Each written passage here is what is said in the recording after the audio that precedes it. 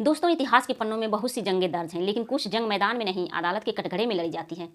क्या आप जानते हैं कि जब 1930 में अंग्रेजों ने निर्दोष किसानों को फांसी के फंदे तक पहुंचाने की साजिश रची थी, तब उनकी ढाल बनकर कौन खड़ा हुआ था? आज हम बात करेंगे उस ऐतिहासिक चिरनेर जंगल सत्याग्रह केस की, जहां डॉक्टर बाबा साहब अम्बेडकर ने अपनी दलीलों से अंग्रेजों के अहंकार को चकनाचूर कर दिया और 47 निर्दोष भारतीयों को मौत के मुंह से बाहर निकाल लाए। यह सिर्फ एक केस नहीं था, यह न्याय की अन्याय पर महाजीत थी। चलिए जानते हैं इतिहास का वो पन्ना जिसे अक्सर दबा दिया जाता है।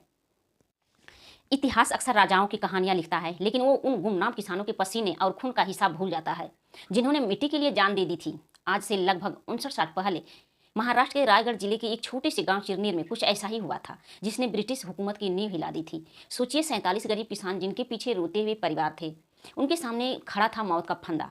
अंग्रेजों ने उन्हें बागी घोषित कर दिया था। कोई भी बड़ा वकील उनका साथ देने को तैयार नहीं था, क्योंकि सामने साक्षात ब्रिटिश साम्राज्य था। ऐसे अंधेरे वक्त में एक सख्त मसाल लेकर आया, जिनके पास न सिर्फ कानून की डिग्रियां थी, बल्कि सीने में इंसान का समंदर था।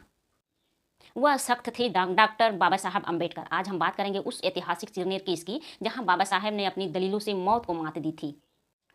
25 सितंबर 1930 गांधी जी के सत्याग्रह की लहर पूरे देश में थी। चिरनेर के किसानों ने तय किया कि वे अंग्रेजों के काले जंगल कानून को नहीं मानेंगे। हजारों की भीड़ वंदे मातरम के नारे के साथ जंगल की ओर बढ़ी, लेकिन अंग्रेजों की नीयत साफ नहीं थी। अचानक गोलियों की गड़गड़ाहट हुई, धुआं उठा और जमीन मासूमों के खून से लथपथ हो गई। 10 में से ज्यादा लोग मौके पर ही शहीद हो गए। पर जुर्म यही नहीं रुका। अंग्रेजों ने उल्टा उन बेगुनाह किसानों पर हत्या, डकैती और राजद्रोह का मुकदमा ठोक दिया। उद्देश्य साफ था, फांसी की सजा देकर पूरे देश को डराना चाहते थे। जब यह खबर बाबा साहब तक पहुंची तो वे विचलित हो उठे। वे जानते थे कि अगर किसानों को सजा हुई तो ये सिर्फ 47 लोगों की मौत नहीं होगी, बल्कि न्याय की हत्या होगी। उन्होंने यह केस अपने हाथ में लिया, दिन रात एक कर दिए। बाबा साहब ने हजारों पन्ने के दस्तावेज पढ़े, गवाहों से खुद बात की। उस समय उनके पास संसाधनों की कमी थी, लेकिन इरादे फौलादी थे। उन्होंने ठाणे की अदालत में जब प्रवेश किए तो अंग्रेजों को भी एहसास हो गया था कि इस बार मुकाबला बराबरी का नहीं, बल्कि एक महापंडित से हो गई है। अदालत में बाबा साहब ने जब जिरह शुरू की तो सरकारी वकीलों के पसीने छूट गए। अंग्रेजों का दावा था कि किसानों ने पुलिस पर हमला किया, लेकिन बाबा साहब ने एक एक सरकारी गवाह की धज्जियां उड़ा दी थी।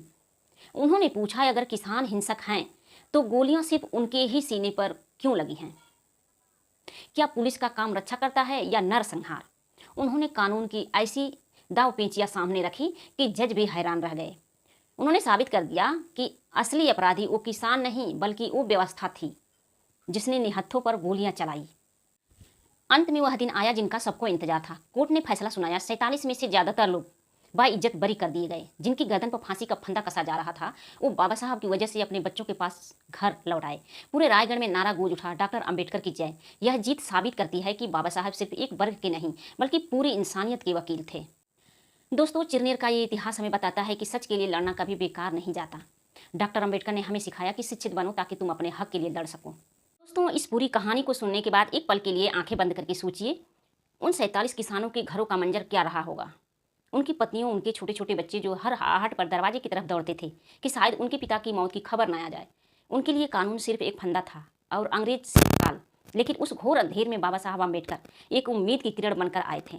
उन्होंने सिर्फ कानून की दलीलें नहीं दी थी, बल्कि उन हजारों बुझते हुए घरों के चिरागों को अपनी मेहनत से फिर से रोशन कर दिया। आज हम आज़ाद हवा में सांस लेते हैं तो अक्सर भूल जाते हैं कि इस आज़ादी और न्याय के पीछे कितनी बड़ी कुर्बानियां और कितना बड़ा संघर्ष छिपा है।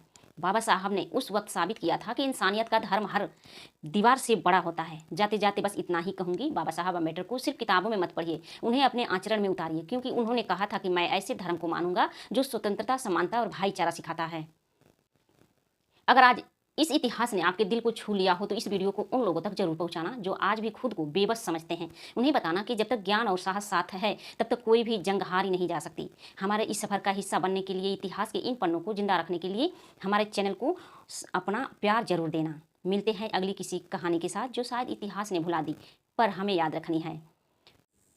यदि आप ऐसे ही अनकहे इतिहास और महापुरुषों की प्रेरणा कहानियाँ देखना चाहते हैं तो हमारे चैनल को अभी सब्सक्राइब करें। हमें कमेंट में बताएं कि आपको डॉक्टर अम्बेडकर के जीवन का कौन सा किस्सा सबसे ज़्यादा प्रभावित करता है। जय हिंद, जय भीम।